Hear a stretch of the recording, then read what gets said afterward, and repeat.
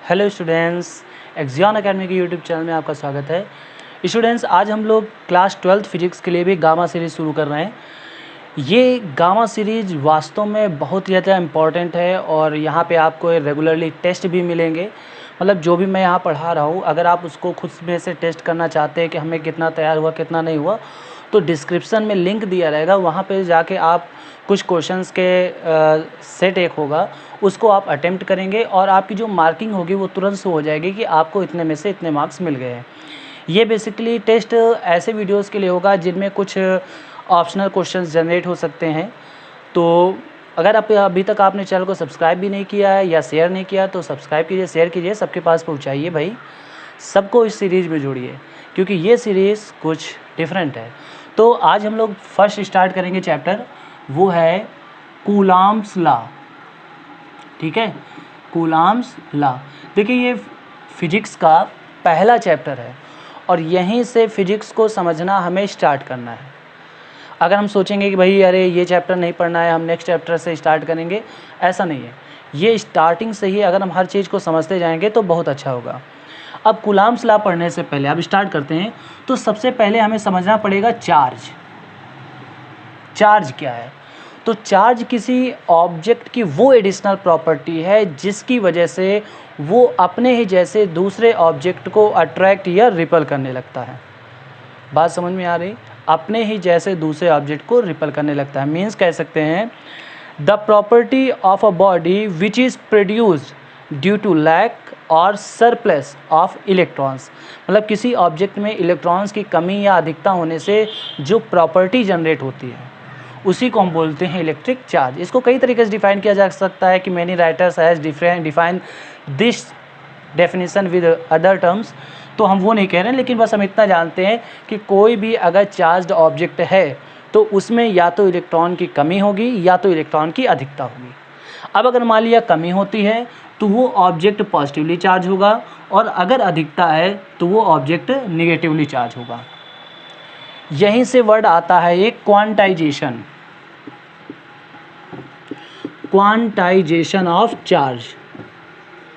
Quantization of charge ये क्या होता है समझिए। जैसे हमने मान लिया एक ऑब्जेक्ट से दूसरे ऑब्जेक्ट में एक इलेक्ट्रॉन गया तो इसमें प्लस का 1e का चार्ज आएगा, इसमें माइनस का 1e का चार्ज आएगा। दो इलेक्ट्रॉन जाएंगे तो प्लस का 2e चार्ज, माइनस का 2e चार्ज। अगर n इलेक्ट्रॉन गए तो प्लस का ne चार्ज और प्लस माइनस का ne चार्ज। इस हिसाब से चार्ज क्रिएट होता है। अच्छा, पहले क्या था? पहले दोनों में कोई चार्ज नहीं था, ना तो इसमें चार्ज था ना तो इसमें चार्ज था, तो हम कह सकते हैं नेट चार्ज क्या है? ज़ीरो। Net charge zero. अच्छा, एक काम करते हैं, अभी तो ये चार्ज है ना, ये प्लस माइनस का ne चार्ज है और ये प्लस का ne चार्ज है। अब कितना टोटल चार्ज है? अगर इस पूरे सिस्टम की बात करें, पूरे सिस्टम का जो अभी भी जो नेट चार्ज है वो ज़ीरो है, अब भी ज़ीरो। इसका मतलब क्या हुआ भाई? पहले भी चार्ज बॉडीज़ नहीं थी, अब तो ये दोनों चार्ज हो गई ना, अब भी इसका नेट चार्ज क्या है? ज़ीरो। इसका लॉजिक क्या है? यहीं से एक थ्योरी समझ में आती है, कंजर्वेशन ऑफ चार्ज। मीन्स का charge neither be created nor be destroys, it can transfer from one body to another body.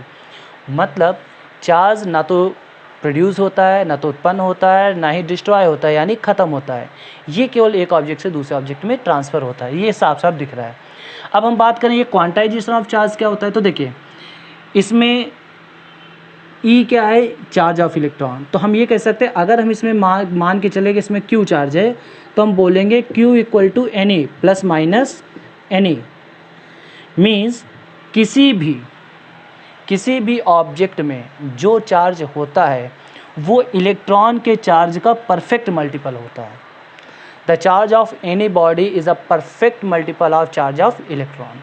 This is the quantization of charge. अब अगर एक इलेक्ट्रॉन ट्रांसफ़र हुआ तो 1e, दो इलेक्ट्रॉन ट्रांसफ़र हुए 2e, 3 electron transfer हुए 3e, n electron transfer हुए तो ne। अब जिसमें से ट्रांसफ़र होंगे उसमें पॉजिटिव और जिसमें ट्रांसफ़र होंगे वो हो जाएगा निगेटिव चार्ज। क्लियर हुआ? इतनी बातें आपको क्लियर हो गई? ओके। तो चार्ज बेसिकली कितने टाइप के होते हैं? दो टाइप के, पॉजिटिव और नेगेटिव। अब यहाँ पे एक बात दिमाग में बात आनी चाहिए, क्या चार्ज के एक ऑब्जेक्ट से दूसरे ऑब्जेक्ट में जाने पर उसके मास में कोई फ़र्क पड़ता है? मास में भाई चार्ज तो एक बॉडी से दूसरे बॉडी पे जा रहा है, बट क्या मास भी डिफरेंट होता है? तो ऑफ कोर्स होता है। कैसे? हम जानते हैं इलेक्ट्रॉन का मास कितना होता है, 9.1 इंटू 10⁻31 kg। ये इलेक्ट्रॉन का मास होता है। अब देखिए इसका मतलब क्या हुआ, अगर एक इलेक्ट्रॉन इससे इसमें गया तो इस ऑब्जेक्ट में इतने ही मास की कमी हो गई और इस ऑब्जेक्ट में इतने ही मास ज़्यादा हो गया। तो जितने भी इलेक्ट्रॉन ट्रांसफ़र होंगे उतने ही मल्टीपल ऑफ दिस उसका मास बढ़ जाएगा। ठीक है, बात क्लियर हो गई? तो बिल्कुल चार्ज के ट्रांसफ़र होने से ऑब्जेक्ट के मास पे फ़र्क पड़ता है। हालांकि ये फ़र्क जो होता है that is very small, we know that 10⁻31 kg, but फिर भी फ़र्क पड़ेगा।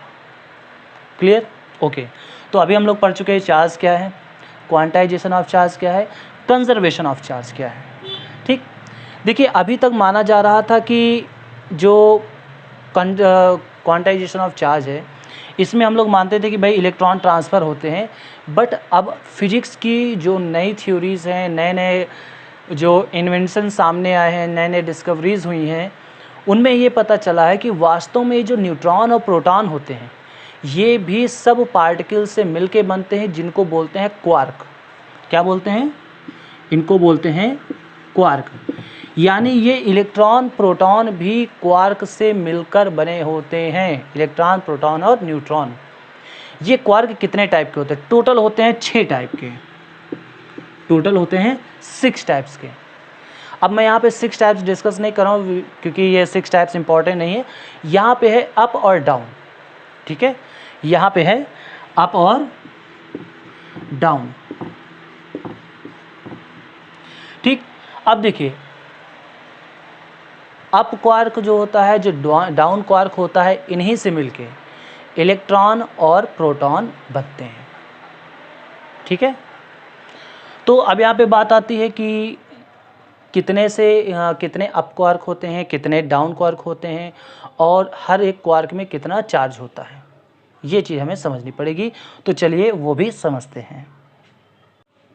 तो हम लोग डिस्कस तो केवल 2 ही क्वार्क के बारे में करेंगे, that is up and down, but मैं आपको टोटल 6 क्वार्क कौन कौन से हैं वो भी बता देता हूँ।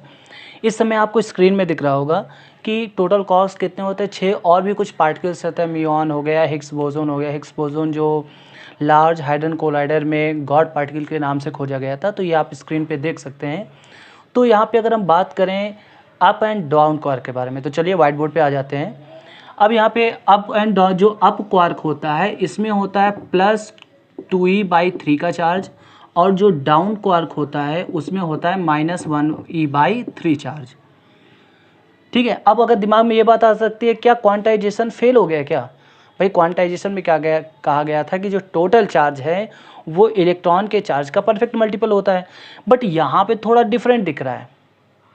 यहाँ पे तो डिफरेंट दिख रहा है, तो ऐसा नहीं है, अब भी वही चीज़ लागू होती है, बस केवल जो ई का परफेक्ट मल्टीपल है वहाँ पे हम e/3 का परफेक्ट मल्टीपल बोल सकते हैं।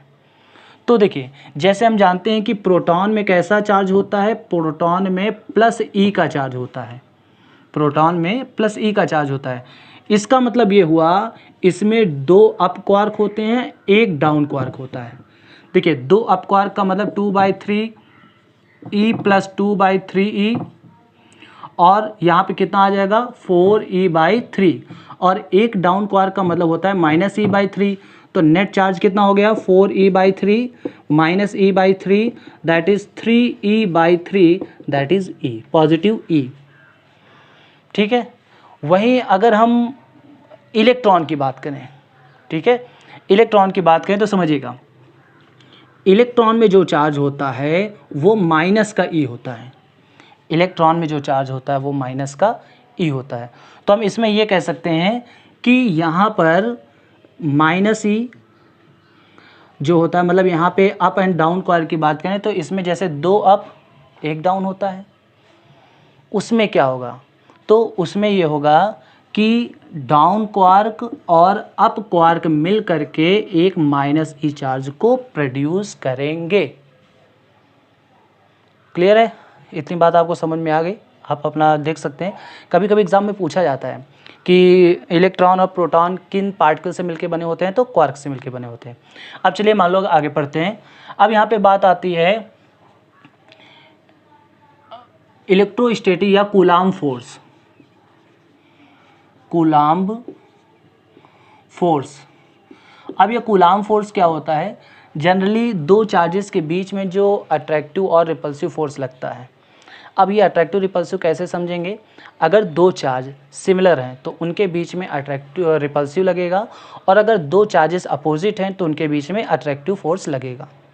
तो कह सकते हैं कि इनके बीच जो लगने वाला फोर्स है वो उनके चार्जेस के मैग्नीट्यूड के प्रोडक्ट के प्रोपोर्शनल में और इनके बीच की डिस्टेंस के स्क्वायर के इन्वर्सली प्रोपोर्शनल में होता है।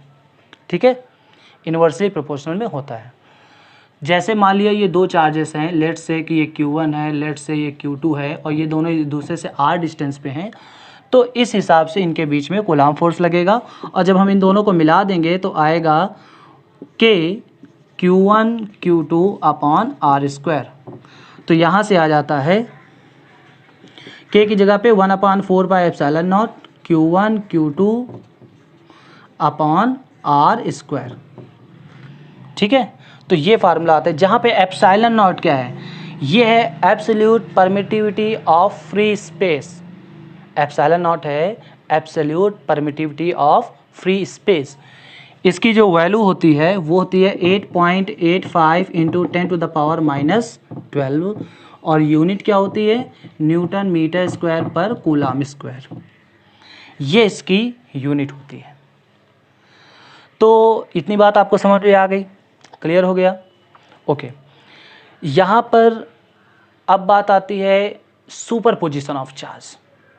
देखिए अभी की हम लोगों ने अगर जैसे दो चार्जेस हैं तो उनके बीच में कितना फोर्स लगेगा वो इससे डिफाइन हो गया। अब अगर बहुत सारे चार्जेस हों तो जो किसी पर्टिकुलर चार्ज पे जो फोर्स होता है वो सभी चार्जेस के वेक्टर सम के इक्वल होता है। देखिए जैसे हमने मान लिया एक ये चार्ज है Q, और यहाँ पे Q1 है, यहाँ पे Q2 है, यहाँ पे Q3 है, यहाँ पे Q4 है, तो ऐसे बहुत सारे चार्जेस हैं। तो जो इस चार्ज पे लगने वाला नेट फोर्स होगा वो इन सभी चार्जेस का वेक्टर सम होगा, इन सभी चार्जेस के थ्रू लगने वाले फोर्सेस का वेक्टर सम होगा।